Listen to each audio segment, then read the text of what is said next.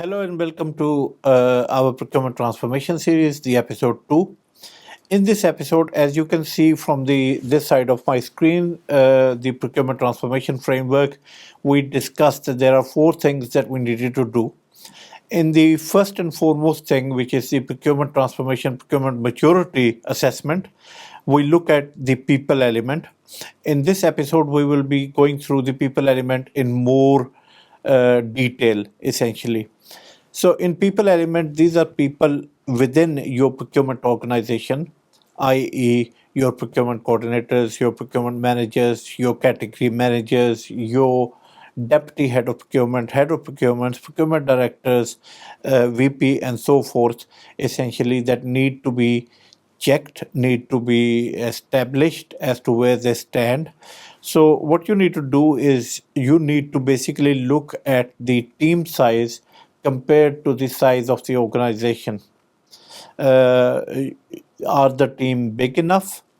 Are the team resourced enough to look after the people in the organization? The organizational structures, the way they are, how many people within the organization are akin to buying? Is it a centralized team? Is it a devolved team, etc.? So these are some of the things that you need to basically see. The second thing is the size of your team compared to the size of the spend of the organization. If I remember correctly, it is said that on average, you need to basically have a member of staff present for every 10 million or so pounds. So if the organization spends nearly 80 million pounds, it needs to have 8 members of staff, roughly or thereabout. This is no written rule, but you need to have a team of 8 people essentially in order to basically serve the organization properly. You need to have an understanding whether there is a budget for training of the team. Does the team have competency issues? Are they well educated or properly skilled to do the jobs that they've been hired to do? So you need to check that.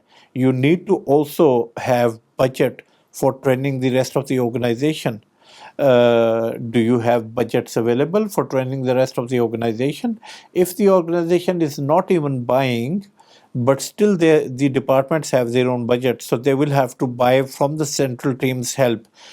Do you have anything to make them understand what is it that you do and how is it that you do it? The other thing that you need to be mindful of is teams' salaries. You need to be mindful that one of the motivation factors for teams is usually when they are basically being paid at par with the rest of the market. If the teams tend to be paid less than the rest of the market, or there's a perception that they are paid less than the rest of the market, that will have a detrimental effect on their motivation. So you need to make sure that the salaries are benchmarked, number one, and are paid to them in the rightful way. Does your team have synced heat maps available or stakeholder maps available for the organization?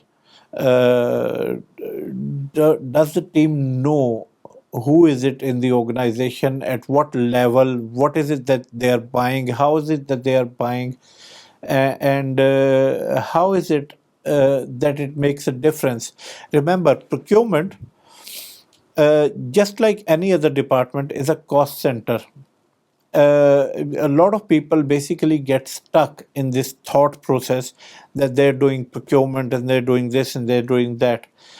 In all businesses, basically, all departments are there for two purposes and two purposes only. If we can look at it from a sort of 30,000 feet angle per se.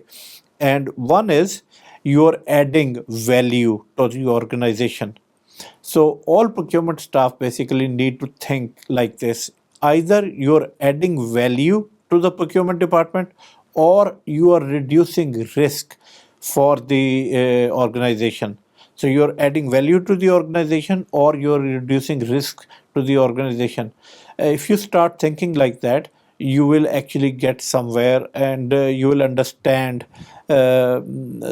essentially what you need to do moving forward. So, to emphasize my points again, you need to basically go through all of these points as can be seen on your screen, and make your decisions accordingly, and make sure that you have done the necessary checks. Take care. If you like this episode, please don't forget to like, share, and subscribe. And I look forward to seeing you in the next episode. Take care. Bye bye.